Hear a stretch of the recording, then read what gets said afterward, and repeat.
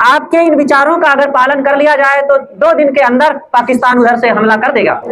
जैसे ठंडी लग रही हो और अपने ही घर में आग लगा करके हम तापने लग जाए। हाँ, ठंडी तो दूर हो रही है, बहुत अच्छा है। को हिंदू को तुरुप कहावे, एक जिमी पे रहिए। एक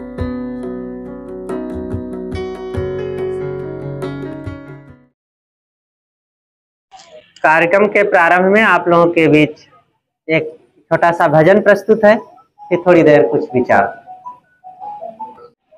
प्यारे विषय विष पान कर मत वाले ना बनो, प्यारे विषय विष पान कर मत वाले ना बनो। आए थे सच्चे जन्म से अब काले ना बनो, प्यारे विषय विष पान कर मत वाले ना बनो। आए थे सच्चे जन्म से अब काले ना बनो। जीवन स्वजन पाला करो कर हक की कमाए, बेहक से सदा भय करो तब होगी भलाई।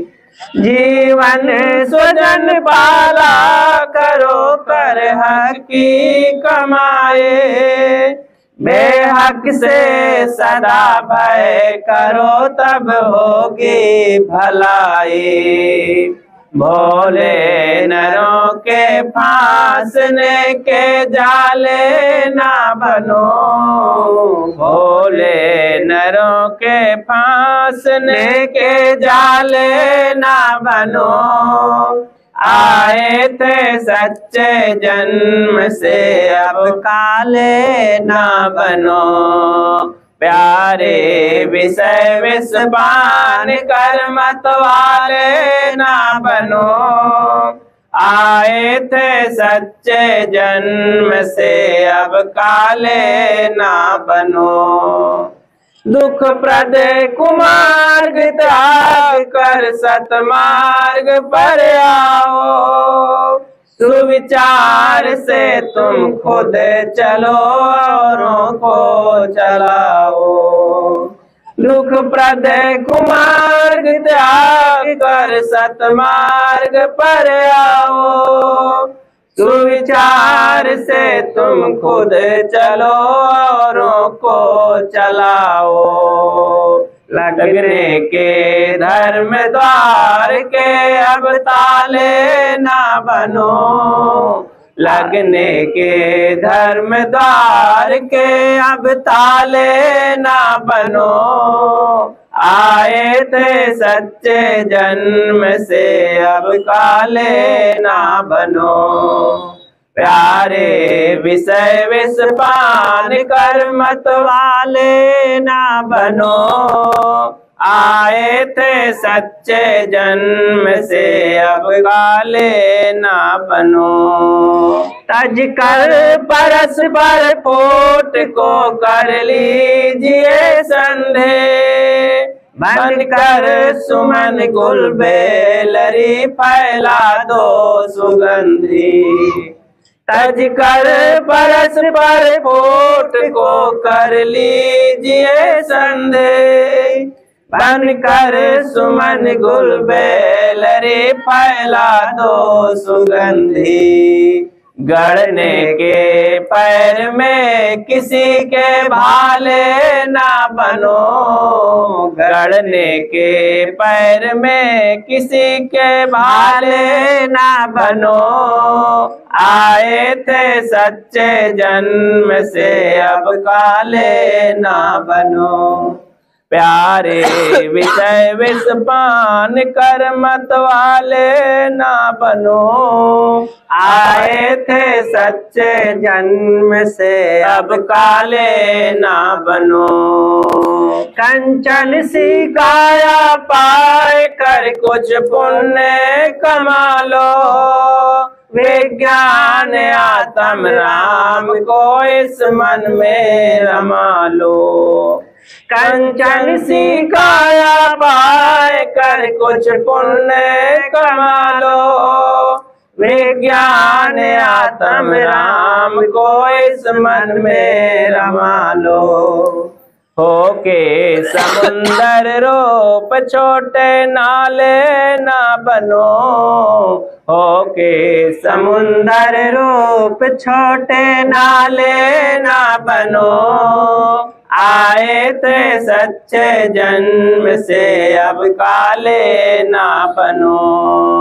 प्यारे विषय विष पान कर मत वाले ना बनो।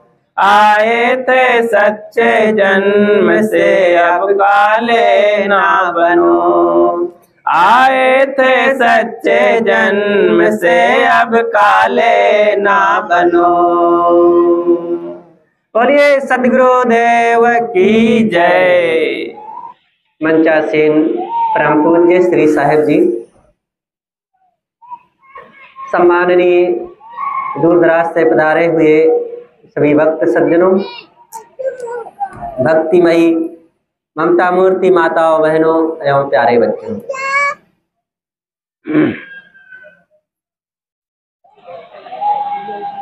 हमारे जीवन में और कुछ है हो या ना हो, लेकिन सबके पास मन की प्रसन्नता तो होना ही चाहिए। अगर मन की प्रसन्नता नहीं है तो फिर और सब कुछ हो तो भी आपके पास कुछ भी नहीं। प्रसन्न रहना मनुष्य का जन्म सिद्ध अधिकार है। दुनिया में एक ही प्राणी है जो हंस सकता है,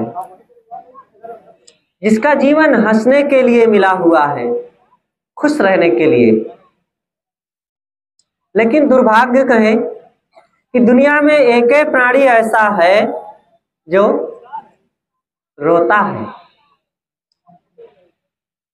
और खुल करके नहीं रोता है तो भीतर भीतर रोता है। ऐसा क्यों है?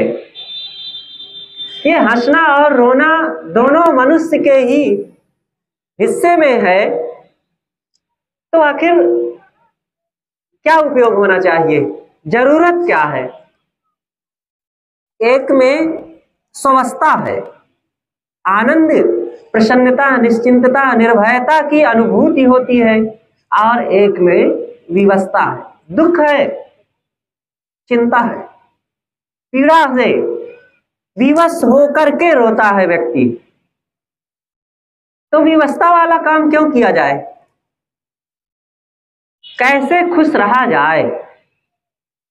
अब ये एक प्रश्न होता है कि साहब हम भी खुश रहना चाहते हैं, हम भी सुखी रहना चाहते हैं, हमारे घर में भी सदैव आनंद के फूल खिले रहें, ऐसा हम भी चाहते हैं, लेकिन कैसे हो? कोई बड़ी कठिन बात नहीं। खुश रहने के लिए, घर परिवार में सदैव आनंद की बहार बने रहने के लिए ऐसा नहीं है कि आपको हिमालय पर्वत हाथों में उठाना है। जो सरल है, जो आपके जीवन में संभव है, और जो चीजें आपके पास उपलब्ध है, उसी में आप खुश रह सकते हैं।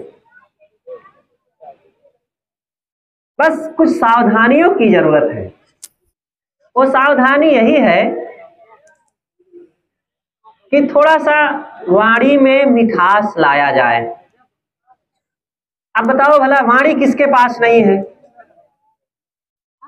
इसी वाणी का दुरुपयोग करके घर में कलह हो जाता है, रिश्तों में खटास आ जाती है, अपने ही मन में अशांति, घोर अशांति आ जाती है, चेहरा बुझ जाता है। जबकि वाणी अपने आप में आप उसको देखिए तो क्या है, आंख से दिखेगी ही नहीं। उसको पकड़िए, छुइए, उठाइए, तौलिए, कुछ भी नहीं पता चलेगा। लेकिन एक व्यक्ति जब वाणी बोलता है तो उसकी वाणी से अगले व्यक्ति के दिल दिमाग में जो तूफान उठ जाता है, हलचल आ जाती है, या तो वो रोने लगता है या तो फिर क्रोध से आग बबूला होकर गालियां बकता है, लाठी डंडे उठाता है और कुछ का कुछ भी करने के लिए तैयार हो जाता है। ये वाणी का परिणाम है। और यही वाणी का जब दूसरे ढंग से उपयोग किया जाता है तो रोता हुआ व्यक्ति हंसने लगता है। जिसके जीवन की सारी आशाएं खत्म हो गई है, जिसके परिवार में कलह भरा हुआ है और जो अपने व्यापार से, घर से, दुकान से, अपनी पढ़ाई लिखाई से, अपने रिश्तों में सब तरफ से निराश, दुखी, अशांत, असमर्थ अपने को पाता है, लेकिन कोई एक व्यक्ति आया और ऐसी बातें बोल दिया प्रेम की, एकता की, मेल मिलाप की, और उसके जीवन में कुछ ऐसे विचार का संचार कर दिया कि उसको फिर से जीवन की नई दिशा मिल जाती है, नई शक्ति मिल जाती है और वो अपने काम को पुनः व्यवस्थित ढंग से आगे बढ़ाने लगता है। क्या कारण है? वाणी ही है। और ऐसी वाणी बोलने के लिए सोचिए कितनी पढ़ाई की जरूरत है। आप नहीं कह सकते हैं साहब हमें खुश रहने के लिए उतनी शक्ति नहीं है, उतना हम पढ़े ही नहीं है साहब, कैसे खुश रह सकते हैं? मीठा बोलने के लिए कितना पढ़ाई की जरूरत है? जब आप बिना पढ़े गाली दे सकते हैं, बिना पढ़े कटु बोल सकते हैं, बिना पढ़े आप किसी को बदनाम कर सकते हैं, किसी को ऑब्जेक्शन कर सकते हैं, किसी के साथ छल फरेब कर सकते हैं, किसी को नीचा दिखा सकते हैं बिना पढ़े, तो क्या आप किसी का सम्मान नहीं कर सकते? किसी से मीठा नहीं बोल सकते? भाई भाई एक दूसरे की बात को समझ करके प्रेम से नहीं बैठ उठ सकते? पति पत्नी एक दूसरे को क्यों नहीं सम्मान करते हैं उन्हीं मीठी वाणी से? माता पिता का सम्मान क्यों नहीं करते हैं? और ऐसी वाणी आप क्यों नहीं उपयोग करते हैं कि जिससे टूटा हुआ परिवार फिर से जुट जाए? आज तो लोग जले में नमक छिड़कने के लिए तैयार होते हैं और बाद में खूब पछताते हैं। भाई आग लगाना मत सीखो, आग बुझाने वालों में अपना नाम लिखाओ। एक गांव में आग लगी हुई थी, लोग दौड़े और कोई बाल्टी से, कोई घड़ा से, कोई और जो भी साधन पाता, पानी तालाब से, कुआं से, नदी से, जहां से जो संयोग पड़ता, पानी ला करके बुझा रहे थे। एक टिटहरी पक्षी था तो वह भी नदी से चोंच में पानी भर करके लाता और जलती हुई आग में डालता। एक बंदर बैठा था तो बंदर ने पूछा, अरे टिटहरी क्या तू आग को बुझा डालेगी? तू कितना पानी लाती है? थोड़ा सा 4-6 बूंद पानी लाती है, और क्या इस पानी से गांव में लगी हुई जो भयंकर ज्वाला है जो क्या वो बुझ जाएगी? टिटहरी ने कहा, बंदर भैया मैं जानती हूं कि मैं आग नहीं बुझा पाऊंगी, लेकिन फिर भी प्रयास तो कर सकती हूं। गांव का जब इतिहास लिखा जाएगा तो मेरा नाम आग लगाने वालों में नहीं, आग बुझाने वालों में लिखा जाएगा। आप क्या चाहते हैं? प्रयास करिए, अपने भाई बंधुओं में, अपने परिवार में, पति पत्नी में, अपने रिश्तों में, मोहल्ले में, पड़ोस में, जहां रहे। हम मनुष्य हैं, मनुष्य को कर्तव्य है कि मनुष्य के साथ मनुष्यता का बर्ताव करे, और मनुष्यता के बर्ताव में सबसे पहले वाणी की मिठास, अगले का सम्मान और मनुष्य को मनुष्य समझ करके उसका आदर करना, ये सबसे पहले आता है। हम यहाँ पर जब 4 लोग इकट्ठे होते हैं तो कहते हैं, अरे भाई भारत में ये मुसलमान लोग आकर के भारत को बर्बाद कर दिए हैं। कोई किया होगा कहीं? आपके घर जो बर्बाद हो रहे हैं उसमें कितने लोग मुसलमान हैं? आपके रिश्तेदारों में जो टूटन मची हुई है उसमें कितने लोग मुसलमान हैं? राम और रावण की लड़ाई हुई थी, कितने लोग मुसलमान थे उसमें? कौरवों और पांडवों का युद्ध हुआ था, भाई भाई ही तो थे, कितने लोग मुसलमान थे उसमें? बेकार की बातें नहीं होना चाहिए। ऐसी बातें करें जिससे हमारा समाज, हमारा परिवार और हम मनुष्य सब एक हो सके। घर में प्रेम कायम नहीं कर सकते, दूर के लोगों को, दूसरों को बदनाम करने में आगे होते हैं, और जो दूसरों को बदनाम करता है वही अपने घर में भी आग लगाता है। इसलिए आग लगाना बंद करो। इसी से हमारी गृहस्थी मजबूत होगी, इसी से हमारा जीवन सुखद होगा। तो मैं कह रहा था, हमारे जीवन में खुशियों की जरूरत है और सबको खुश रहना बहुत आवश्यक है। और खुश रहने के लिए सबसे पहले ये वाणी का सुधार बहुत जरूरी है। एक बार एक घर में एक बूढ़े सज्जन थे, उनके 4 बेटे थे। उन्होंने अपने जीवन का अनुभव अपने बेटों को देना चाहा। वो काफी वृद्ध हो चुके थे, अब उनके जाने का समय आ गया था। एक दिन उन्होंने अपने बेटों को बुलाया और कहा कि बेटा देखो मेरे मुख में कितने दांत हैं। चारों लड़के आए, देखे मुख में कोई दांत नहीं, टार्च जला करके देखे कोई दांत नहीं, उंगली डालकर टटोले फिर भी कोई दांत नहीं पता चला। कहा पिताजी आपके मुख में कोई दांत नहीं है, जीभ है कि नहीं? उन्होंने कहा हाँ जीभ तो है। पिता ने कहा कि बेटा देखो दांत मेरे जन्म के काफी दिन बाद आए थे, और जब आए थे तो बहुत दुख दिए थे। आप लोग जानते हैं बच्चों को जब दांत आता है तो बच्चे बहुत परेशान होते हैं, रोते हैं, बुखार आ जाता है उनको, और बीच बीच में भी दांत बहुत दुख देते रहते हैं। आप लोगों को भी अनुभव होगा, कितने लोग हैं इसमें, अरे दांत तो 18-20 साल से कितने लोगों को शुरू हो जाता है, और अंतिम में उखड़ते हैं जब तब भी बहुत तकलीफ दे करके जाते हैं। और जीभ जन्म के कितने दिन बाद आती है? जन्म के साथ, और जन्म के मृत्यु के बाद तक रहती है, अंतिम तक जीभ रहती है, और जीभ तकलीफ नहीं देती है कभी, जीभ में दर्द जल्दी नहीं होता है। तो ये दांत कठोर हैं, और कठोर होने से ये तकलीफ देते हैं। इसलिए कटुता नहीं, कठोर वाणी नहीं, बल्कि सहनशीलता की जरूरत है।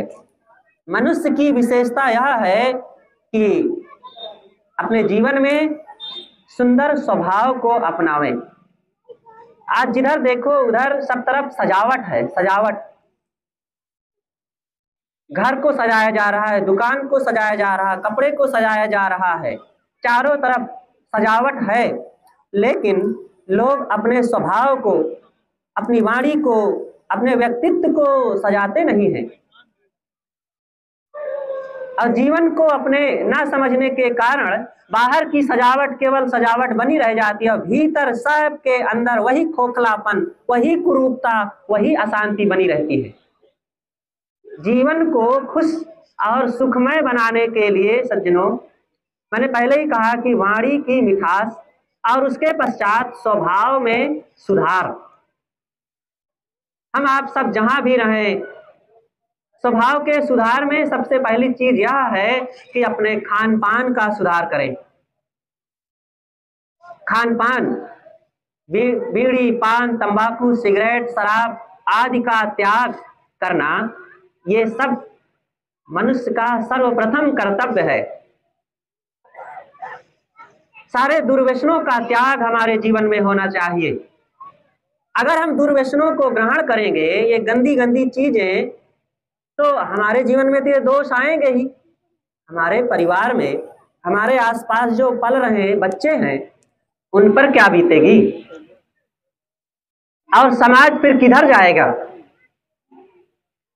एक तरफ तो सब लोग यही चाहते हैं कि हमारे बच्चे अच्छे हो जाए, हम अपने बच्चों का भविष्य सुधार करेंगे, भविष्य सुधार के लिए चेष्टा है, लेकिन ना अपने जीवन में गलत खान पान का त्याग हो रहा है और ना गलत चाल चलन का त्याग हो रहा है। तो फिर किस आधार से हम अपने जीवन में सही रास्ते पर चल सकते हैं। इसलिए सज्जनों, ये मानव जीवन बड़ा दुर्लभ जीवन है। हम आप सबको ये सौभाग्य से मनुष्य का शरीर जो मिला हुआ है, इस शरीर का बर्ताव जब हम सुंदर कर्म अपनाएंगे, अपने जीवन में संयम सदाचार को अपनाएंगे, कर्मों की पवित्रता को अपनाएंगे, तभी तो ये मानवीयता और सद्गुण सदाचार और मानवता के पथ पर हम चल सकेंगे।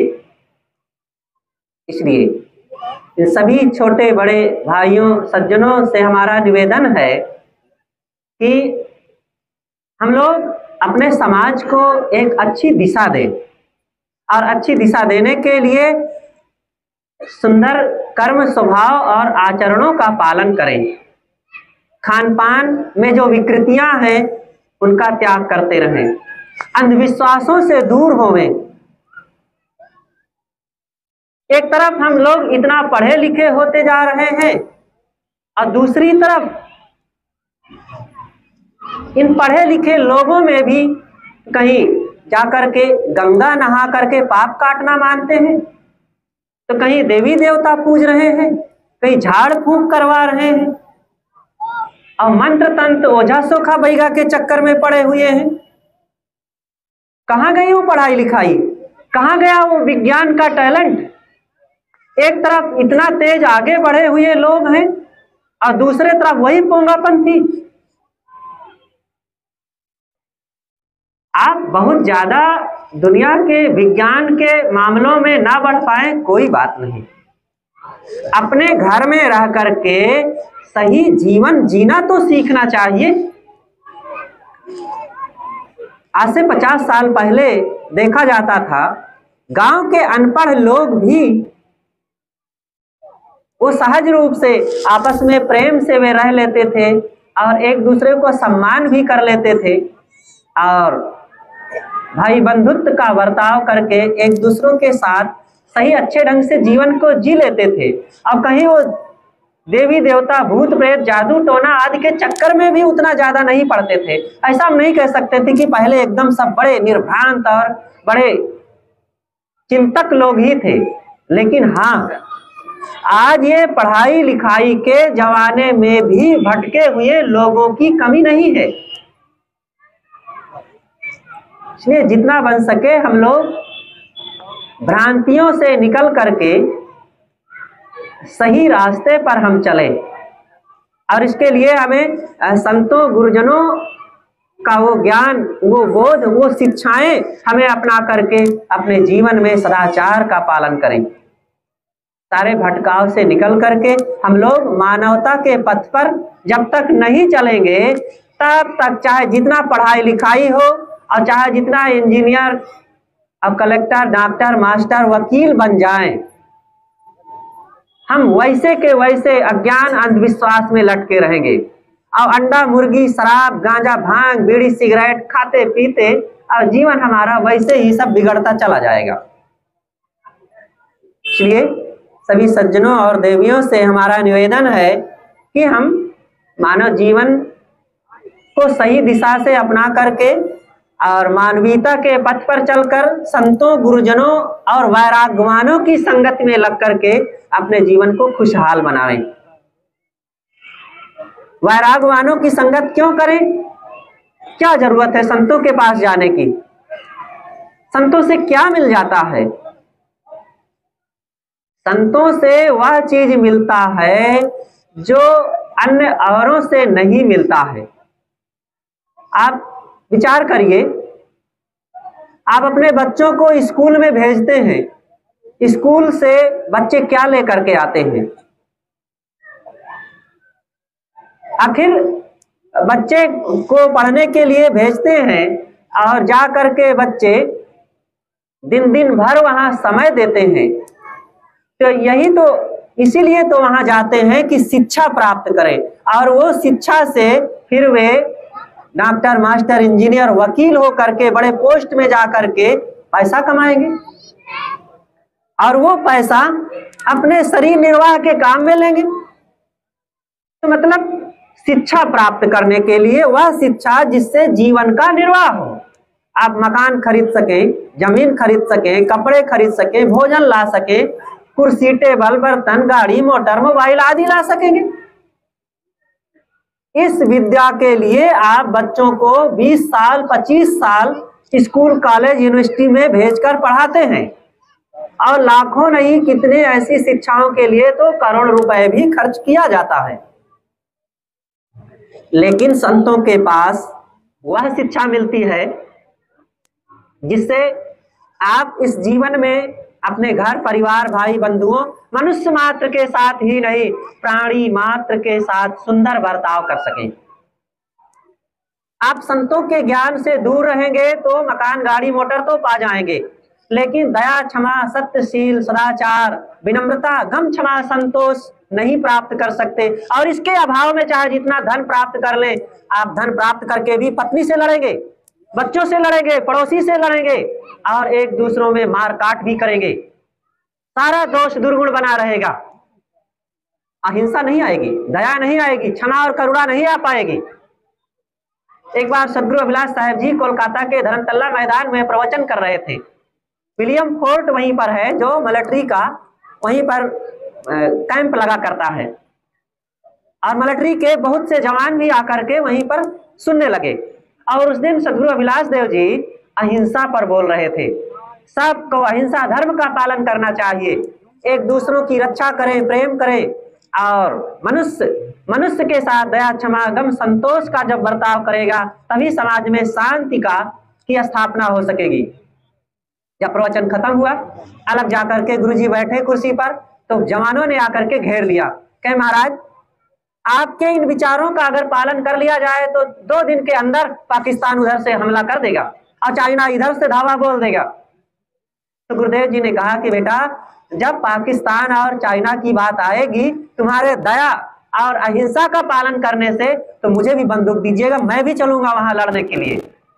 लेकिन बेटा, अगर तुम अहिंसा का पालन अपने घर में नहीं करोगे, अपने साथियों में नहीं करोगे, तो एक ही दिन में तुम, पत्नी ने भोजन बनाने में थोड़ी सी देरी कर दिया और तुम बंदूक उठा लो, अहिंसा का पालन ना करो तो क्या दशा होगी। बेटे ने तुम्हारी बात नहीं मानी और तुरंत लाठी उठा के धमक दो तो क्या दशा होगी।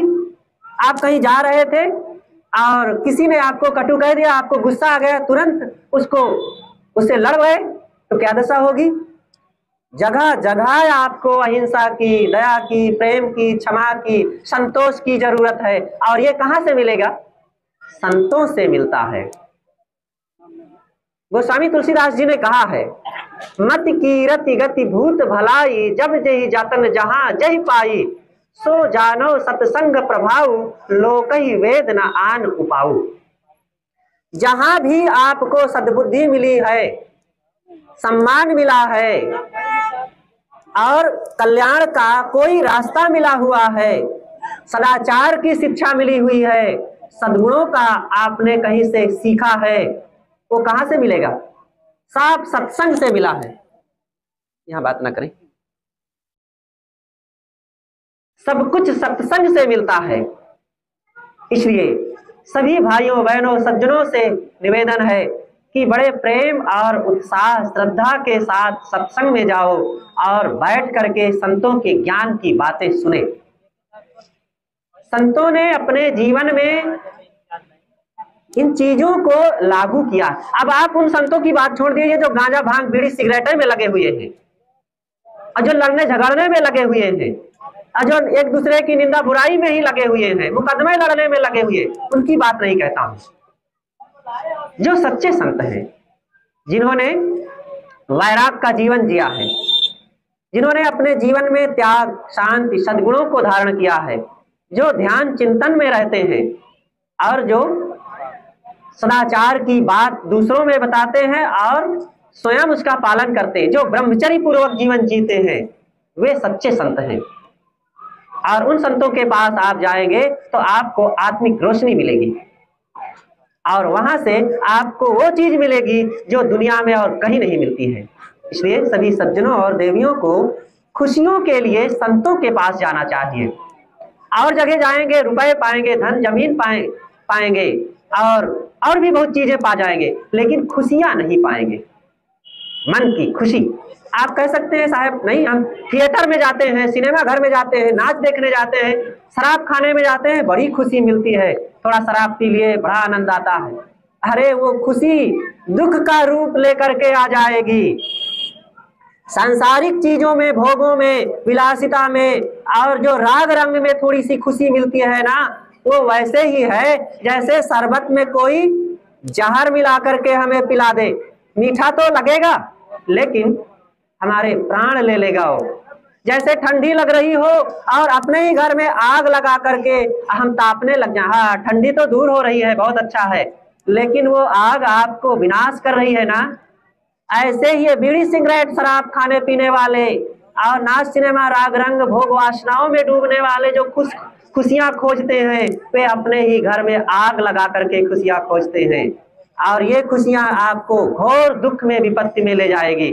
इसलिए सज्जनों, त्याग अनासक्ति संयम के रास्ते से जो खुशियां मिलती हैं वो अस्थायी होती हैं और उसी को सबको पालन करना चाहिए। और उसके लिए जरूरत है अपने घर परिवार में प्रेम, प्रसन्नता, सद्गुण, सदाचार, मेल मिलाप का पहले जीवन जिए और अपने जीवन में संयम का आचरण करें और अपनी वाणी में कोमलता लाएं, मिठास, विनम्रता लाएं, तब इसकी शुरुआत होगी। और फिर ज्ञान ध्यान की बातें इसके बाद फिर आती हैं और वो आप सत्संग से जुड़े रहेंगे तो और सब बातें समझ में आती रहेगी। अपनी बातें यहीं पर मैं समाप्त करता हूँ। हमारे बीच कबीर आश्रम बैगवा से पधारे हुए परम पूज्य श्रद्धेय संत श्री विकास साहिब जी विराजमान है और आपसे मैं करबद्ध निवेदन करता हूँ कि ज्ञान गंभीर विचारों से आप हम सबको अपलावित करने की कृपा करें। बोलिए सद्गुरु देव की।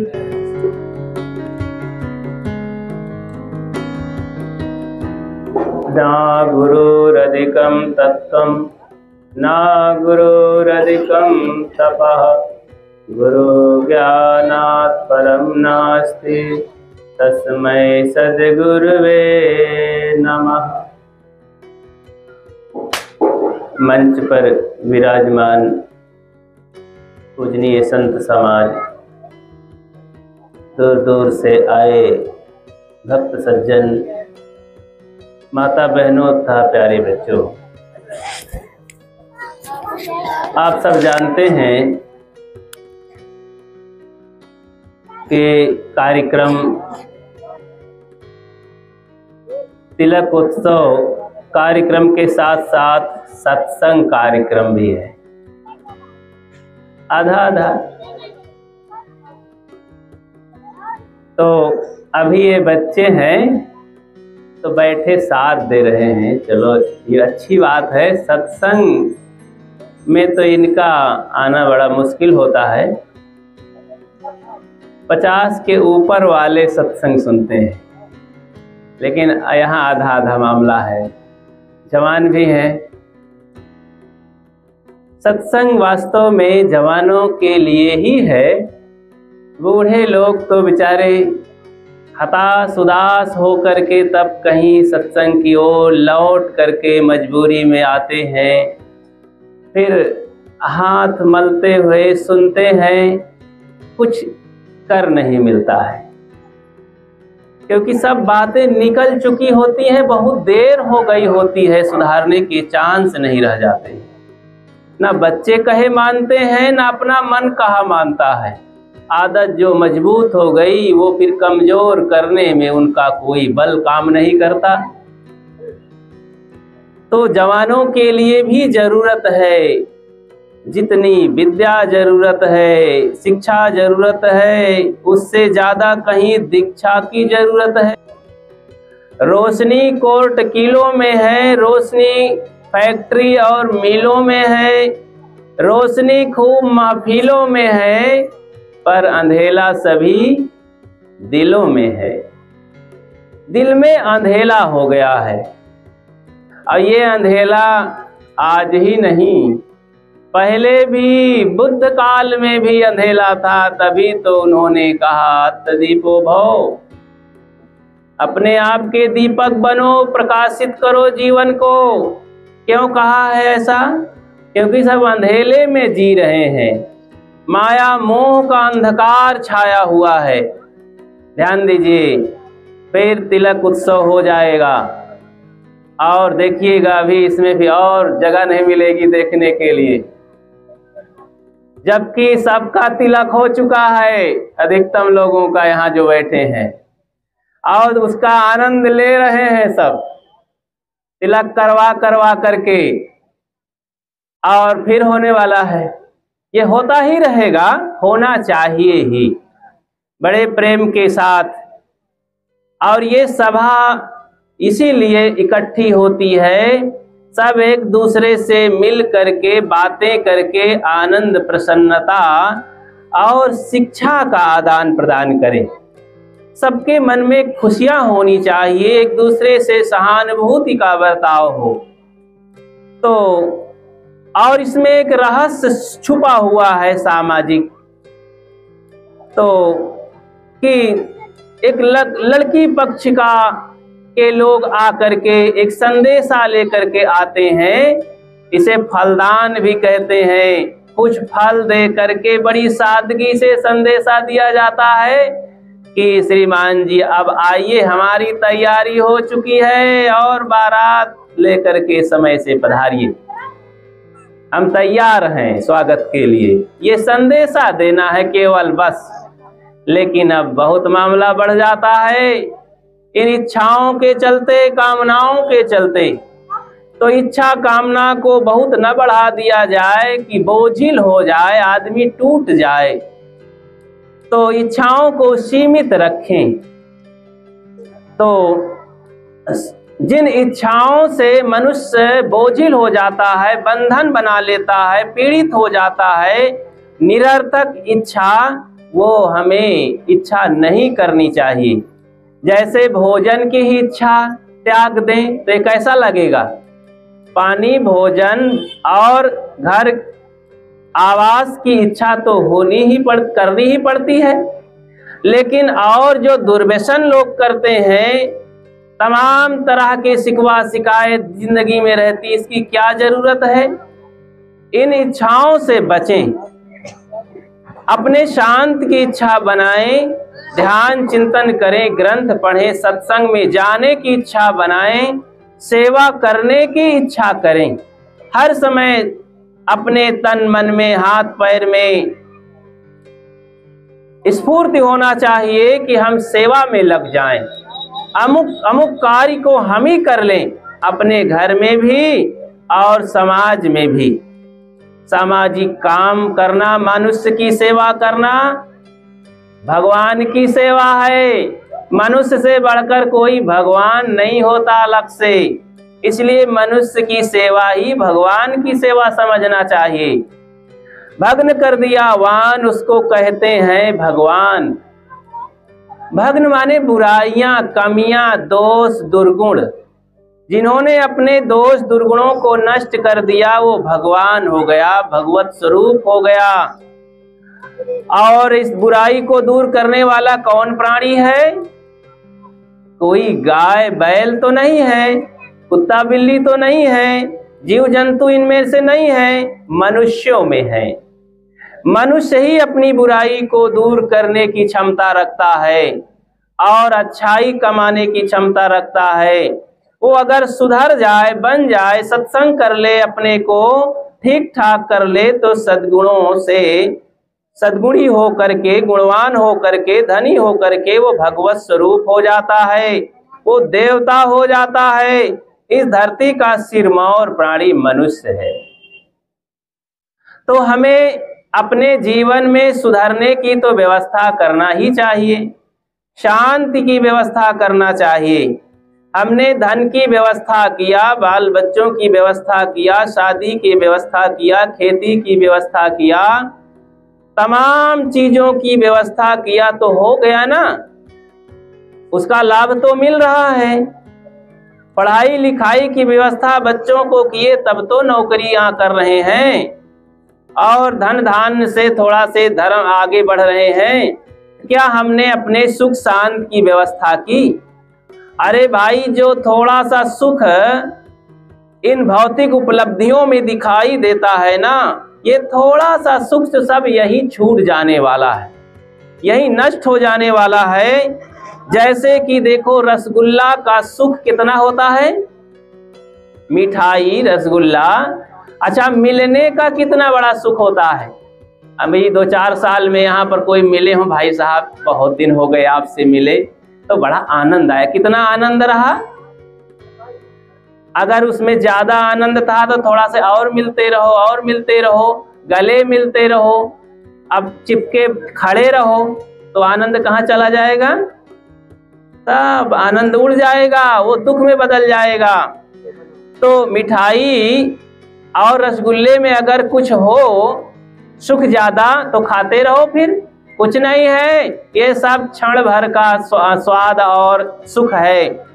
घर गृहस्थी में बड़े बड़े घर बनवा लिए, शादी ब्याह की शादी का सुख कितना है, थोड़ा है।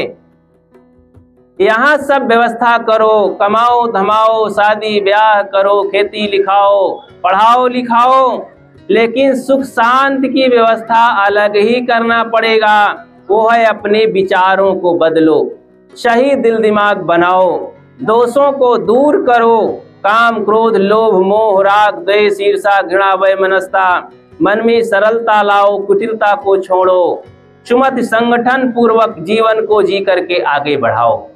सदगुरु कबीर ये संदेश 600 साल पहले दिए थे। सदगुरु कबीर एक तूफानी तौर से समाज में मानवता का प्रचार किया। मानवता का प्रचार होता आया पूरा काल से, सभी मनीषियों ने यही काम किया। देखो, बुद्ध काल में उन्होंने एक ऐसा दीपक जलाया कि जन जन तक, और भारत ही नहीं भारत के बाहर फैला, पूरे विश्व में उसकी गूंज और प्रकाश फैला। महावीर स्वामी थे, ऐसे अनेक महापुरुष यहाँ पर आए और चले गए। मध्य युग में सब समाज आधी नींद में सब सो रहा था। सदगुरु कबीर आकर के बहुत तेजी से इंकलाब किए, उन्होंने अभियान चलाया और क्रांति कर डाली। 120 साल तक वे अभियान करते रहे और उनको फुर्सत ही नहीं मिली कहीं इकट्ठा बैठ करके।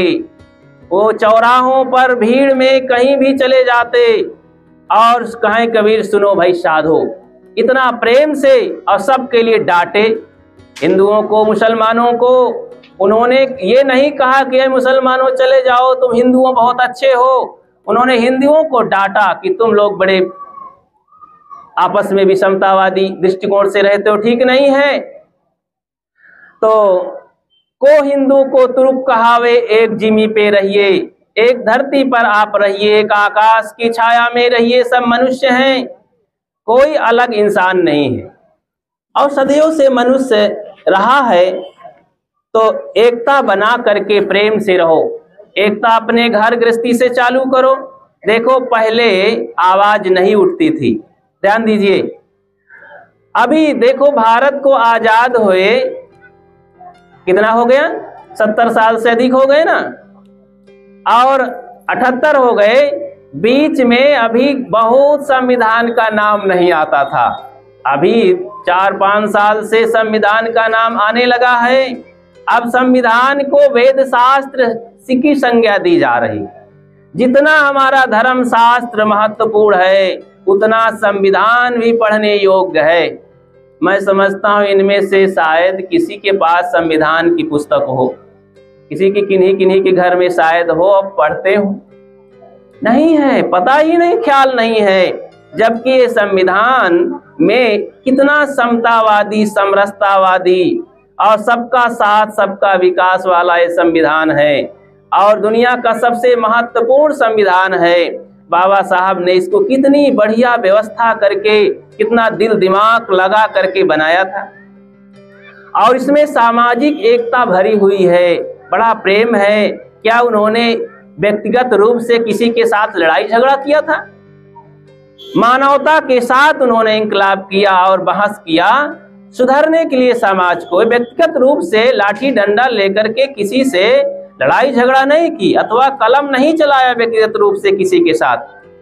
तो हम सबको पढ़ना चाहिए और अपने घर से स्टार्टिंग करनी चाहिए कि दोषों को दूर करके प्रेम एकता का पाठ पढ़ाएं बनाएं और शांति से रहें, लड़े झगड़े नहीं, और विपत्तियों से बच करके और दुर्व्यसन से बच करके घर में पढ़े लिखे आगे बढ़े। तो कहीं अच्छी बात हो, सत्संग का देखो, सत्संग के नाम पर दो तरह से आदमी विपत्त पर चला गया है। हर चीज के नाम पर हो जाता है, दो चीजें हो जाती, असली और नकली। आज सत्संग के नाम पर जहां लटसंग है, बत्संग है और चरित्रहीनता है, उसे भी लोग सत्संग कह देते हैं। जा रहे भाई सत्संग में, अब वहां पर देखो उनकी बातें छल कपट की है, अंधविश्वास पाखंड की है, अंधविश्वास का पूरा बोलवाला है, गलत खान पान है, वहां पर कोई व्यवस्था नहीं है जीवन सुधार की। वो सत्संग कैसे है भाई? वहां पर आत्मज्ञान की कोई चर्चा ही नहीं है, वासना त्याग ज्ञान वैराग्य सुधार पर कोई चर्चा ही नहीं, वो कैसा सत्संग है? तो उससे अच्छी बात तो राजनीति में बहुत लोग सब कह देते हैं, जहां मीटिंग हुआ करती है नेताओं की, बड़ी अच्छी अच्छी बात नैतिकता की कह देते हैं। सत्संग में अगर यही होता है तो भाई क्या फायदा है उस सत्संग में जाने से? इसलिए सत्संग में सदैव परहेजगारी की बात होना चाहिए, आत्मज्ञान की बात होना चाहिए। सताम संगा सत्संगा, सत्य क्या है पहले ये तो जान लें। सत्य दो चीजें हैं, जड़ और चेतन। जड़ात्मक सृष्टि और चेतनात्मक सृष्टि को जानना चाहिए और जड़ सत्ता को भी समझ करके आत्म सत्ता में समिट आना चाहिए। तब इस प्रकार से इसका भेद जाने समझें और ये घर गृहस्थी से अपने स्टार्ट करें, प्रेम एकता का पाठ करके। संत गुरुजन, संत के वेश में कोई अलग से अब कोई लफंगा हो और वो जा करके जेल में बंद हो और बकबक करता हो और उसके नाम पर भी तमाम चमचे उसके प्रचार करने वाले हों, फिर भी ये लोग उन्हीं के गुणगान करते रहते हैं, तो उनको भी समझ लीजिए गुणगान करने वाले भी ऐसे मूर्ख लोग हैं। और जो जेल में तमाम तरह के उपद्रव करके और देश के साथ अन्याय करके समाज के साथ डूबे हैं, तो उन लोगों की भी पहचान होना चाहिए। वे कौन ऐसे लोग, उनको दूर करना चाहिए दिल दिमाग से। तो हम सबको जागरूक होना चाहिए, तो जागें और जगाएं। तो हम सबको अपने घर में भक्ति भजन ज्ञान विचार समरसता एकता का पाठ पढ़ना चाहिए और खूब सुखी जीवन जीना चाहिए। मैं अपनी बात को यही विराम देता हूं। आप सबको बहुत बहुत धन्यवाद। देखो पंकज जी, इनके बड़े भाई श्री ब्रिजमोहन सिपाही जी और इनके छोटे भाई पुष्कर जी, जिनका अभी तिलक होने की तैयारी में सब हो रहा है प्रोग्राम और विवाह की तैयारी है, तो बड़ा सुखद उत्सव है। गृहस्थी जीवन में प्रवेश होने की तैयारी है, इसीलिए तैयारी होना ही चाहिए। तैयारी मन में भी होना चाहिए, वस्तुओं के रूप में बाह्य रूप से ज्यादा मन में तैयारी होना चाहिए कि अब मुझे जिम्मेदारियों में बंधना है, पारिवारिक जिम्मेदारी सामाजिक जिम्मेदारी मुझे बंध करके एक अच्छा जीवन जीना है। तो सबको ऐसे जिम्मेदारियों में बंध करके अपने जीवन को सुंदर बनाना चाहिए। तो आए देखें और सम्मिलित होवें। मैं अपनी बात को ही विराम देता हूँ। बोलिए सदगुरु कबीर साहेब की, संत समाज की, भक्त समाज की, इस कार्यक्रम की, ग्रामवासी सज्जनों की साहेब जिंदगी साहेब।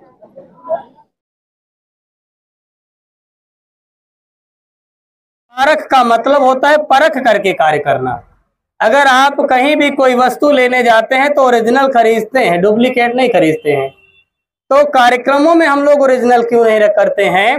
शादी विवाह के समय उन बच्चे बच्चियों को जो सिखा दिया जाएगा, अब तो बाल विवाह नहीं होता है, इसलिए अब सब लोग समझदार हैं।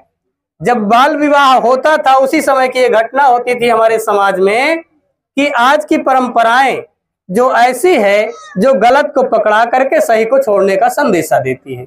इसलिए इस कार्यक्रम में सही की पहचान हम लोग करेंगे, गलत को छोड़ने का काम करेंगे, क्योंकि हम लोगों का जीवन ऐसा जीवन नहीं है जो कुत्ते और बिल्ली से बेकार हो जाए।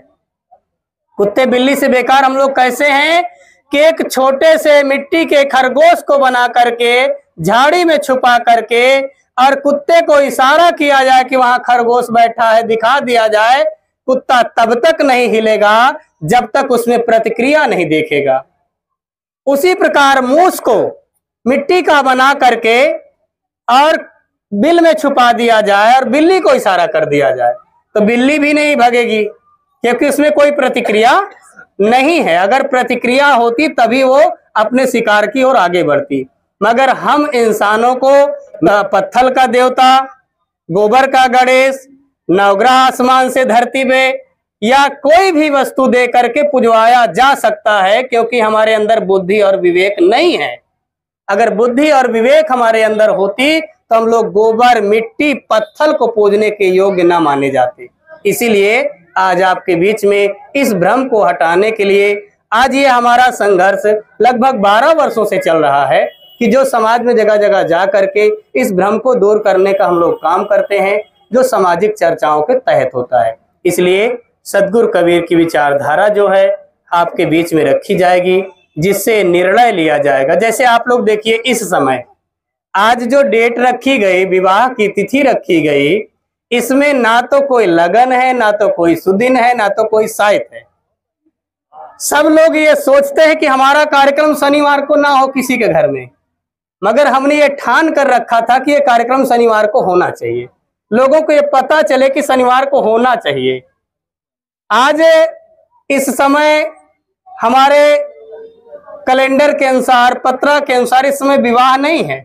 बृहस्पति गुरु जो है अस्त है और उस अस्त के समय लोग अशुभ मानते हैं। मगर ये घड़ी कैसी है, आप लोग सब लोग सादर आमंत्रित हुए हमारे यहाँ आकर के हमारा सौभाग्य बढ़ा रहे हैं, इसलिए शुभ माना गया है। अगर शुभ नहीं होता तो इतने लोग यहाँ पे नहीं आते। इसलिए शुभ और अशुभ का भ्रम हटा दीजिए। हमारे बीच में जब ये शादी का चुनाव किया गया, रखा गया डेट, उस समय गुण नहीं मिलाया गया कि पत्रा का गुण मिला के कार्यक्रम किया जाए, क्योंकि अगर 36 गुण मिलता, अगर लड़की लड़के को गुण अगर नहीं ठीक है तो 36 रहते बराबर, वो कभी जो है 63 नहीं हो सकते थे, 36 ही रहते। इसलिए हमारे बीच में उस गुण का महत्व नहीं है, जो संस्कार है वो सबसे बड़ा गुण माना गया है। इसलिए आज की परंपराओं से हमें जो बहला फुसला करके हमारे बीच में महिलाएं बैठी हैं, इन महिलाओं को सबसे ज्यादा बहलाया गया है। क्यों? क्योंकि महिलाओं के मांग में सिंदूर तब पड़ता है जब पति के द्वारा दिया जाता है, और वही सिंदूर का जब अपमान होता है तो इसका मतलब है कि सावित्रीबाई फुले का संस्कार का अपमान, उनकी विद्या का अपमान, उनकी पढ़ाई का अपमान, और बाबा साहब के द्वारा दिया हुआ संविधान मानव को सही दिशा देता है। इसलिए ना कोई जाति, ना कोई मजहब, ना कोई धर्म, ना कोई पंथ, कुछ नहीं, एक मानव हमारा मात्र संदेशा है जो अपने जीवन को आगे बढ़ाता है। ये मांग का सिंदूर जिस समय महिलाएं गोबर में लगा देती हैं, उस समय अपने पति को गोबराहा बना देती हैं, क्योंकि बुद्धि और विवेक बिल्कुल नहीं है, इसलिए गोबर का उपयोग करके पूजा करती हैं। अभी हम लोग जिनका इंतजार कर रहे हैं, थोड़ी देर में वो बच्चे आपके बीच में उपस्थित होते हैं। यहाँ पे मैंने पारक का निशान बनाया इसीलिए कि आप लोगों को ये संदेशा जाए कि अष्ट चक्र बना करके पूजा ना कराई जाए तो भी कोई नुकसान नहीं होगा। इस कलश में जल है, इस जल की पूजा होती है, ना कि लोटे की पूजा होती है। इस लोटे को कलश के रूप में रखा गया। जो जल है वो सदा शीतल रहता है और परिवर्तनशील होता है, इसलिए शीतलता ग्रहण करके हम मनुष्यों को परिवर्तनशील होना चाहिए। आज हमने यहाँ पे पीपल के पत्ते का उपयोग कर लिया, इसका कारण क्यों है? पीपल में ब्रह्म राक्षस की डर से हमने इसका उपयोग नहीं किया। पीपल में 24 घंटे ऑक्सीजन मिलता है। ये पीपल का वृक्ष ऐसा वृक्ष होता है, सभी वृक्षों से हटकर 24 घंटे ऑक्सीजन देने का काम करता है। अन्य वृक्ष 12 घंटे कार्बन डाइऑक्साइड देंगे और 12 घंटे ऑक्सीजन देंगे, इसलिए पीपल को चुना गया। महात्मा बुद्ध ने पीपल के नीचे बैठ करके बुद्धत्व की प्राप्ति की, अर्थात ज्ञान की प्राप्ति किया। देख लीजिए, वो राजा तो रहे, राजघराने से निकले, मगर उनको ज्ञान नहीं था। उन्होंने एक संत का सहारा लेकर के उन महापुरुषों का सहारा लेकर के उन्होंने वृक्ष के नीचे बैठ करके ज्ञान की प्राप्ति किया। तो हम लोग तो अभी इतने ज्ञानी तो हो नहीं गए हैं जो संतों का विरोध करें हम लोग चल करके। संतों से बढ़कर ज्ञानी हम लोग कभी नहीं हो सकते हैं, क्योंकि हमारा वो जीवन नहीं है। कहीं ना कहीं हमसे गलतियां जरूर होती है, इसी सुधार के लिए संतों को बुलाया जाता है। यहाँ पे जो पूजा होगी, आप लोग पूजा का अर्थ भी जानते हैं कि नहीं? पूजा का अर्थ ये नहीं होता है कि मंदिर में जाकर के मूर्ति के सामने गिड़गिड़ाना। पूजा का अर्थ होता है कि गृहस्थी जीवन में जीने के लिए पूरी जानकारी। अगर इस कार्यक्रम में जब पूजा होती है, आप देख लीजिए कि गृहस्थ लोगों को ही पूजा कराई जाती है, गृहस्थ लोगों को ही पूजा कराई जाती है, संतों की पूजा की जाती है। संतों की पूजा संतों के द्वारा हम नहीं करा सकते, हमारे द्वारा संतों की पूजा होना जरूरी है। इसलिए आपके बीच में ऐसी पूजा सुलभ है जहाँ पे माता पिता गुरु एवं बड़े बुजुर्गों का सम्मान हो, वही पूजा मानी गई है। अर्थात गृहस्थी में चलने के लिए आश्रम, और ये जो हमारा गृहस्थ जीवन है एक आश्रम की श्रेणी में आता है। घर हमारा मंदिर है, रहने वाले लोग देवी और देवता हैं, इसलिए इसको पूजा के नाम से शामिल किया गया है। हमारे बीच में बच्चे उपस्थित हो रहे हैं और उस कार्यक्रम को हम लोग आगे बढ़ाते हैं। सर्वे भवन्तु सुखिनः, सर्वे सन्तु निरामयाः, सर्वे भद्राणि पश्यन्तु मा कश्चित् दुःखे भाग् भवेतु।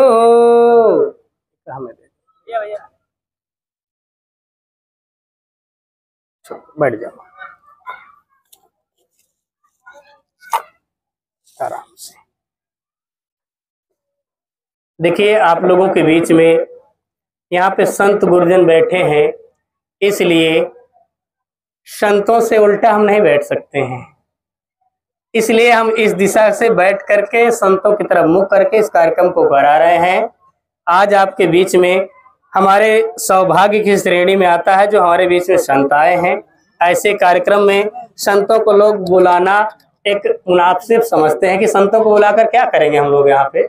इसलिए आपके बीच में ऐसे कार्यक्रम की रूपरेखा अच्छे से चलनी चाहिए।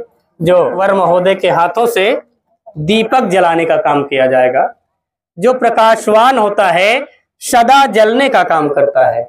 एक दूसरे के ऊपर हम लोग कष्ट सह करके दूसरों को सुख देने का काम करें।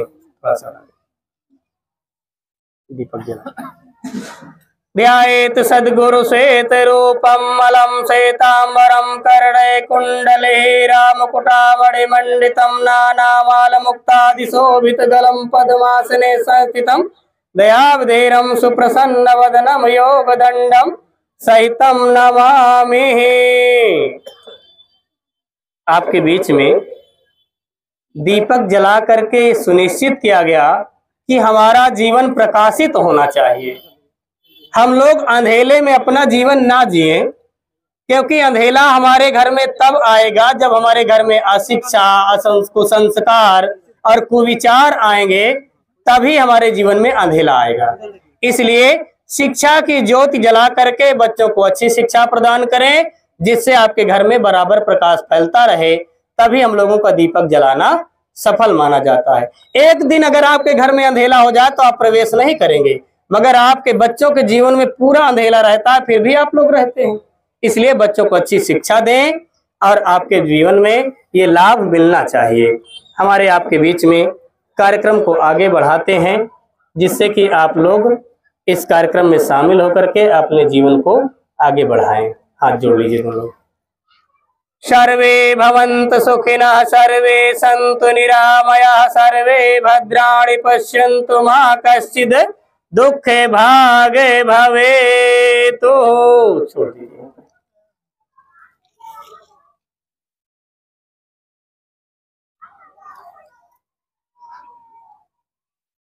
गुरु भावः परम तीर्थो अन्य तीर्थो निरर्थकम सर्व तीर्थमयी देवी श्री गुरु चरणाम्बुज में कलश डाल।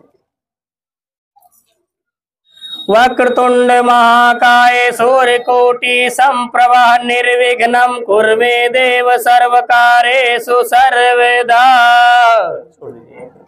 तीन चीजें जो सदा रहने वाली हैं, इनको हटा करके हम लोग कोई कार्य नहीं कर सकते हैं। धरती, जल एवं सूर्य, ये तीन चीजें मेन हमारे लिए मानी गई हैं। अगर 1 मिनट के लिए हवा बंद हो जाए तो आपको ऑक्सीजन लगा देंगे डॉक्टर। इसलिए ये धरती, जल और दीपक की पूजा करके सुनिश्चित किया गया, धरती पे मेहनत करें, जल की तरह शीतल रहें और दीपक की तरह रोशनी पैदा करते रहें, तब हमारा जीवन सफल माना जाएगा। इसलिए हमारे आपके बीच में कार्यक्रम को आगे बढ़ाने के लिए पहले पूजा आरंभ करेंगे। और पूजा के नाम पर मैंने पहले बता दिया कि हम लोग कुसंस्कारों से हटकर एक सही दिशा की ओर चलते हैं। हमारे बीच में संत गुरुजन विराजमान हैं। पहले उनको चंदन लगा करके, मल्यार्पण करके, माला पहना करके उनका हमारे दरवाजे पे आज सौभाग्य की तरह स्वागत करके तब हम लोग अगली पूजा आरंभ करेंगे। संत गुरुजन विराजमान हैं जो ऐसे कार्यक्रमों के समय उपस्थित होते हैं, ये हमारा सौभाग्य होता है। एक माला आप ले लीजिए। हमारे आपके बीच में संतों की पूजा एक सराहनीय पूजा मानी गई है, इसलिए आप भी जाइए। गुरु भावः परम तीर्थो अन्य तीर्थो निरर्थकम सर्व तीर्थमयी देवी श्री गुरु चरणाम्बुज में। हमारे आपके बीच में कहा गया गुरु भावः परम तीर्थो अन्य तीर्थो निरर्थकम सर्व तीर्थमयी देवी श्री गुरु चरणाम्बुज में। 4 धाम बनाए गए तीर्थ के रूप में, इसलिए ये निरर्थक माने गए हैं। 1 पीस हमारे आपके बीच 1 पीस माला हो गई।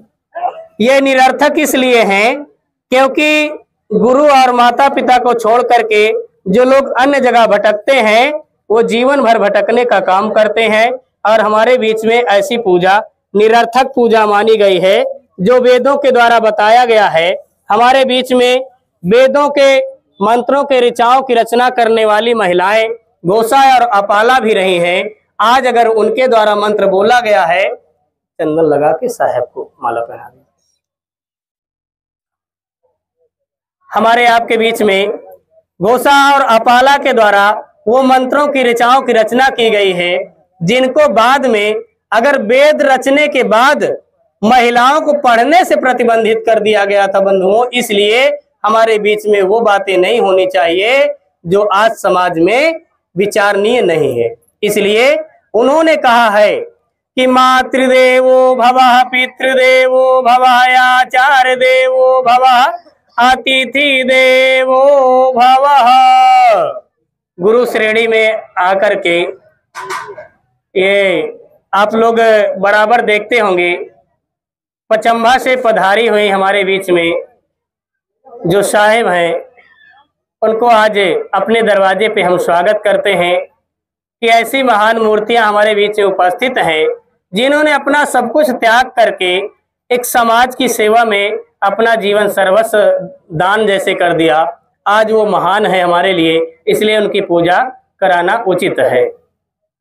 पिताजी का टीका लगाए के माला पहना करके यहीं आ जाए।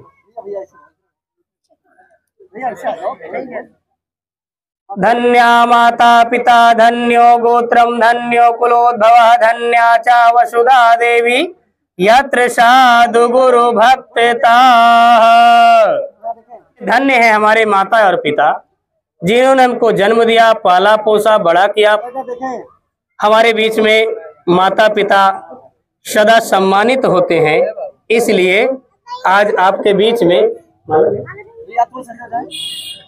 बीच में ऐसी पूजा सार्थक पूजा है जो हमारे जीवन के संस्कार को तय करती है। अगर हमारे अंदर संस्कार नहीं होगा तो हम लोग चाहे जितना प्रयास करें, माता पिता का पैर छूने में भी हम लोग संकोच करते हैं जो संस्कार ना होते हुए। इसलिए आज आपके बीच में ऐसी पूजा सर्वश्रेष्ठ पूजा मानी गई है। मातृदेवो भवः, पितृदेवो भवः, आचार्य देवो भवः, अतिथि देवो भवः। देखिए हमारे बीच में आज जिस प्रकार से हमारा सौभाग्य है ये हमारी माता जी की सभी देवरानियां हैं जिनकी आज हम लोग पूजा कर रहे हैं। वो भी एक माँ के समान है हमारे लिए, इसलिए उनका सम्मान जरूरी है। ये आपके बीच में यहाँ तो निवास नहीं करती हैं, मगर हमारे पिताजी का पैतृक स्थान जहाँ गांव है वहाँ पे सब लोग निवास करते हैं। इसलिए सब लोगों को बुलाया गया कि आप लोग हमारे कार्यक्रम में आ करके इस कार्यक्रम की शोभा बढ़ाएंगे, क्योंकि एक परिवार के हमारे हिस्से हैं, इसलिए ऐसी जगह पे पूजा कराना उचित माना गया है। गुरु देवो गुरु धर्मो गुरु निष्ठा परम तपः गुरु परतरम नास्ति नास्ति तत्वम गुरु परम। आज ये जीवन है जो ऐसे लक्ष्य को तय करता है, ऐसे संस्कार मिलते हैं जो संतों के द्वारा हमें मिला है, इसलिए आज ऐसी पूजा हो रही है।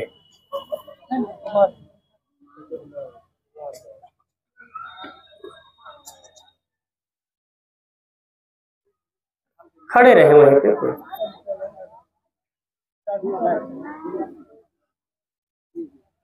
मातृदेवो भवः पितृदेवो भवः आचार्य देवो भवः अतिथि देवो भवः। हमारे बीच में माता पिता सम्मानित तो होते ही हैं, मगर जो सबसे पहले हमें चलना सिखाते हैं, जीवन की राह बताते हैं, वो हमसे बड़े आधार माने गए हैं। इसलिए आज उनकी तुलना में हम लोग कम ही माने जाएंगे।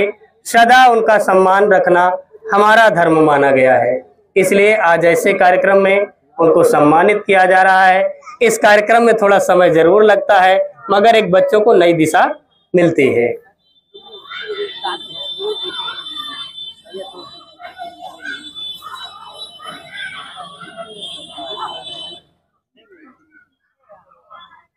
भाभी को माला पहना। हमारे बीच में बड़े भैया की पत्नी है जो आज इस घर की सबसे बड़ी बहू मानी जाती हैं, इसलिए इन्होंने अपने जीवन का संघर्ष झेलते हुए हम लोगों को अपना प्रेम और व्यवहार से लालन पालन किए हैं, इसलिए उनका सम्मान जरूरी है जो अपने जीवन को हम लोग लक्ष्य तय करते हैं। इनके बाद हमारे बीच में हमारे घर के बड़े बेटी और दामाद के रूप में उपस्थित हैं, जो उनका माल्यार्पण करके हम लोग स्वागत करते हैं। दीदी जी देखो। सर्वे भवन्तु सुखिनः सर्वे सन्तु निरामया सर्वे भद्राणि पश्यन्तु मा कश्चित् दुःखे भागे भवेतु है वो बननी चाहिए। इसलिए ऐसी श्रेणी में आकर के हमारे बीच में हमारे अनुज के द्वारा ऐसा कार्यक्रम किया जाता है। बाबा को खड़े होकर के हमारे बीच में कन्या पक्ष की ओर से कन्या के बाबा उपस्थित हैं, जिनको माला पहना करके स्वागत किया जा रहा है। ये उस परिवार के सबसे बड़े सदस्य हैं यहाँ पे, जिन्होंने उस परिवार को आगे बढ़ाने में संघर्ष किया है। इसलिए चाहे कन्या पक्ष से हो चाहे वर पक्ष से हो, दोनों लोगों का सम्मान बराबर होना चाहिए।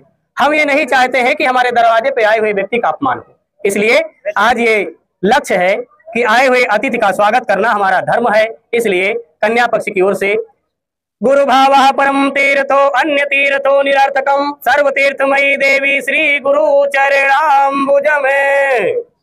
आज कन्या के बाबा को पूजा करा करके ये सुनिश्चित किया गया कि हमारे बीच में जो बच्चे यहाँ पे पूजा कर रहे हैं उनके द्वारा ये संस्कार है। ये माला लीजिए, अब दोनों लोग एक साथ माला पहनाइएगा। लो हल्दी लो, इधर इधर यहाँ पे पिताजी को। हमारे बीच में कन्या के पिताजी, जिस प्रकार के वर महोदय के पिताजी की पूजा की गई, उसी प्रकार कन्या के पिताजी की पूजा कराना है। खड़े हो जाए। मातृदेवो भवः पितृदेवो भवः आचार्य देवो भवः अतिथि देवो भवः। माता पिता एवं गुरु अतिथि ये देवता के रूप में स्वीकार किए जाते हैं, इसलिए आज इनकी पूजा कराई जा रही है। अन्यथा हमारे बीच में सभी लोग ये सोचते होंगे कि ऐसी पूजा तो हमने देखा नहीं, ये कैसी पूजा करा रहे हैं। इसलिए ऐसी पूजा देख करके आप लोग अपने घर और परिवार में भी करने की कोशिश करेंगे, तब हम सब लोग सफल होंगे। ये अब आपके बीच में पूजा तो होनी ही है, आज ये ऐसा होता है कि जो हमारे बीच में संत गुरुजन यहाँ पे पधारे हुए हैं, चलकर आए हैं, तो उनके खर्च के रूप में हम लोग तो खर्च पूरा नहीं कर सकते हैं, मगर हमारे इस कार्यक्रम में इतना खर्च हुआ है तो कुछ हिस्सा निकाल करके संतों को दान करना चाहिए। ये हमारी परंपरा है, इसलिए उस परंपरा को भी हम लोग पूर्ण करने का प्रयास करते हैं। जो वर पक्ष की ओर से और कन्या पक्ष की ओर से, दोनों ओर से पिताजी के द्वारा वो अपना अपना कार्यक्रम दोनों लोग पूरा करें। जा करके आप लोग जा करके साहेब जी को जो इच्छा हो उसे चढ़ा करके यहाँ आ जाएं। संतों के लिए अर्थदान के साथ साथ वस्त्र दान भी दिया जाता है। जो संतों को हमारे बीच में शामिल किया गया है। हाँ ठीक। गुरु भाव परम तीर्थो अन्य तीर्थो निरर्थकम सर्व तीर्थमयी देवी श्री गुरु चरणाम्बुजम। साहब इसको निकाल दो, एक माला दे दे बड़े साहब को पहले। ये दोनों एक वर के पिताजी हैं, एक कन्या के पिताजी हैं, तो आप लोग न पहचानते हो तो पहचान भी लेंगे। इसलिए आज संतों की पूजा करा करके ये सुनिश्चित किया गया कि बड़े लोग इस संस्कार को अपनाएंगे तो बच्चे अपने आप उससे चलने लगेंगे, तभी हमारा संस्कार अच्छा पड़ेगा। आप इसमें से जो है थाल का चद्दर हटाएंगे, इसमें नारियल होगा, नारियल का फल भैया के हाथ में दिला दीजिए उनके हाथ से, और उसके बाद फिर जो भी आपको रखना होगा रखकर तब साल समाप्त करिएगा। हमारे आपके जीवन में एक विलक्षण फल जो है चढ़ने जा रहा है, जो दान के रूप में होता है। ये दान जो होता है वो किसी के द्वारा बता करके नहीं और समाज में शोर नहीं किया जाता है, इसलिए वे विलक्षण फल है जो आज दान में शामिल किया गया और इसे फलदान कहते हैं। इसलिए फल का दान कराया जा रहा है, जो फलदान के समय फल का दान होना निश्चित माना गया है। कबीर नामम परमं पुनीतम युगे युगे स्वामी हरंत दुखम दातार मुक्तम पुरुषम पुराणम चरणोरविंदे सततम नमामि। आज ये सुनिश्चित हो गया है कि हम लोग स्वतंत्र होकर के किसी को भी कोई दान देने के योग्य हैं, तभी हमारा दान सफल माना जाएगा। और वर महोदय के हाथों में जाने के बाद माता पिता को समर्पित कर दिया गया, इसलिए क्योंकि जब कोई नई वस्तु घर में आती है तो लोग देवी और देवताओं को चढ़ाते हैं, तो हमारे सबसे बड़े देवी देवता हैं जो समक्ष मौजूद हैं, इसलिए माता पिता धन्य हैं, उनको ये फल समर्पित किया गया कि आप लोग हमें संभालने का काम करेंगे। आप इस थाल को समर्पित कराएं। चद्दर हटा दीजिए, हाँ, और जो भी आपको रखना है रख करके दे दीजिए। आज आपके बीच में परम तीर्थो अन्य तीर्थो निरर्थकम सर्व तीर्थमयी देवी श्री गुरु चरणाम्बुजम। जो गुप्त है उसे गुप्त रखने की इजाजत होती है। गुरुरधिकम तत्वम ना गुरुरधिकम तपः गुरु ज्ञानात् परम नास्ति। पकड़ो पकड़ो अमन, कहाँ पकड़ो, इधर से अंदर भेजते जाओ इसे, चलो अंदर देके जाओ। ना गुरुरधिकम तत्वम ना गुरुरधिकम तपः गुरु ज्ञानात् परम नास्ति तस्मै श्री गुरुवे नमः। ध्यान मूलम गुरु मूर्ति पूजा मूलम गुरु पदम मंत्र मूलम गुरु वाक्यम मोक्ष मूलम गुरु कृपा गुरु देवो गुरु धर्मो गुरु निष्ठा परम तपः गुरु परतरम नास्ति नास्ति तत्वम गुरु परम सर्वमंगल।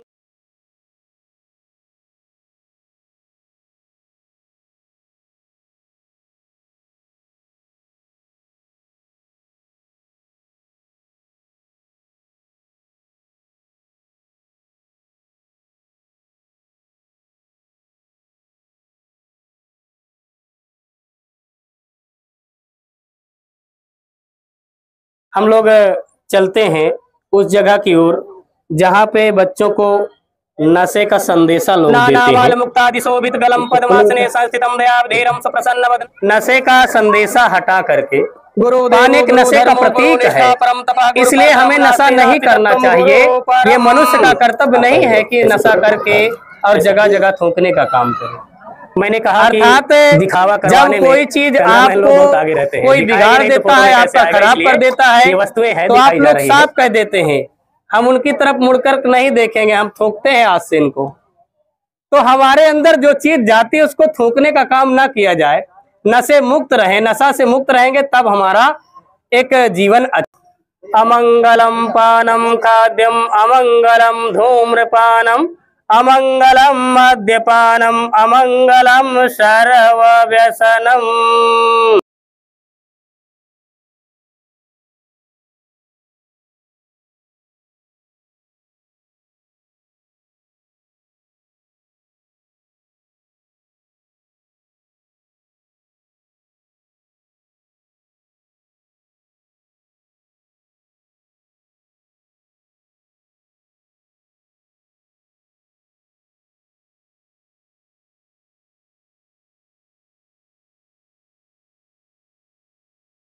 आप इनके गले में डालिएगा। देखिए यहाँ पे 2 मालाएं उचित है। अगर हम किसी का स्वागत करते हैं तो हमारा भी स्वागत होना चाहिए। उसके प्रति उत्तर में हम ऐसा करें कि हमारा स्वागत कर रहा है कोई व्यक्ति तो हम उसका सम्मान जरूर बचाएं, इसलिए 2 मालाएं उचित मानी गई है। नानामाल मुक्तादि शोभित गलम पद्मासने संस्थितम दयावधीरम सुप्रसन्न वदनम योग दंडम सहितम नमामि। ये माला आप लेकिन इनके गले में पहना दो। नानामाल मुक्तादि शोभित गलम पद्मासने संस्थितम दयावधीरम सुप्रसन्न वदनम योग दंडम सहितम नमामि। ये एक दूसरे की सम्मान की भावना है। हमारे दरवाजे पे जब कोई आएंगे तो हम उनका सम्मान जरूर करेंगे, इसलिए ऐसे सम्मान में हमें बढ़ चढ़ करके हिस्सा लेना चाहिए, तभी हमारा गृहस्थी जीवन सफल माना जाएगा। आज रुक जाइए, आप दोनों लोग गले मिलिए आपस में और सम्मान में सभी लोग ताड़ियां बजा दीजिए कि आज 2 बच्चे गले मिल रहे हैं और इनका जीवन इसी तरह चलता रहे, आगे भी ये गले मिलते रहे, तभी हमारा कार्यक्रम सफल माना जाएगा। प्रेम न बारी उपजे प्रेम न हाटे बिकाए, प्रेम के पंथे जो चले सोई ऊंचा चढ़ी जाए। कन्या पक्ष की ओर से जो कन्या के भाई हैं, कन्या से छोटे हैं इसलिए इनका पैर छुआ रहा हूं मैं। अगर ये बड़े होते तो इनको पैर में इनका नहीं छूने देता, क्योंकि हमारा संस्कार है बड़े लोग पैर ना छू सके, छोटे लोग पैर छू करके आशीर्वाद लेने का काम करें, हमारी परंपरा और संस्कार में आता है, इसीलिए इस कार्यक्रम को शामिल किया गया है। ठीक है, बैठ जाइए अपने अपने स्थान पे। देखिए अब जयकारा तभी होता है जब कार्यक्रम पूर्ण समापन होता है। अभी हमारे बीच में आरती का कार्यक्रम शेष है। आरती का कार्यक्रम होने के बाद जयकारा होगा, सभी लोग बैठे रहेंगे शांति पूर्वक, इसीलिए इस कार्यक्रम को शामिल किया गया है। अभी जाओ बाबू, अब जाओ। आप लोग देख लीजिए, प्रधानमंत्री की आरती नहीं होती है, मगर संतों की आरती इसलिए की जाती है क्योंकि गृहस्थी जीवन से ऊपर उठ करके हमको संतों की आरती की जाती है, जो महान मूर्तियां हैं। आरती हो गुरु आरती हो, आरती गरीब निवाज साहेब आरती।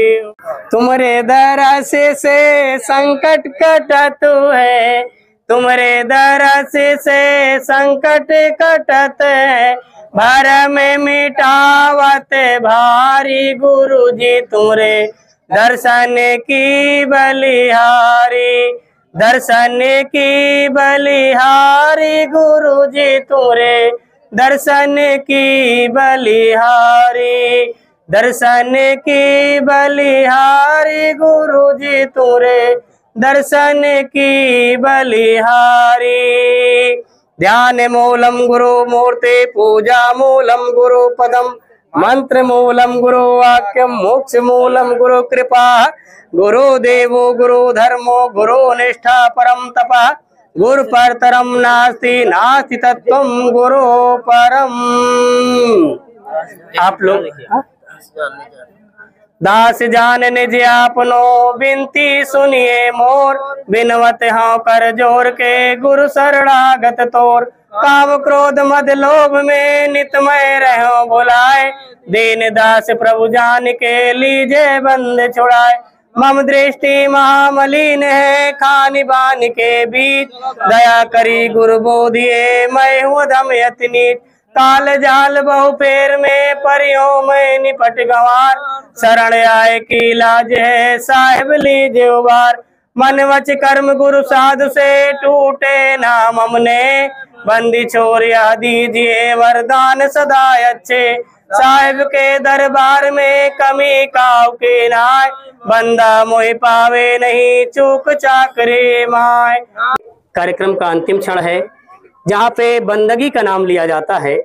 अर्थात बंदगी एक ऐसा आसन होता है जिसमें उकड़ू बैठ करके 3 बार सर झुका करके पूरे समाज को नमन किया जाता है कि हम आपका तन और मन से दोनों से स्वागत करते हैं, हमारे अंदर जो बुराइयां हो उसे क्षमा करने का काम करेंगे। बंदोशन मुख पारखी शीस भेंट धरि हाथ, वचन उचारो बंदगी सत्य प्रेम के साथ, साहेब बंदगी साहेब बंदगी साहेब बंदगी। बोले संत सम्राट सदगुरु कबीर साहेब की, संत समाज की, धर्म प्रेमी बंधुओं की, अपने अपने माता पिता की, साहेब बंदगी साहेब बंदगी साहेब बंदगी। कार्यक्रम संपन्न हुआ, आप लोग यहाँ तक पधारे इसके लिए बहुत बहुत धन्यवाद है।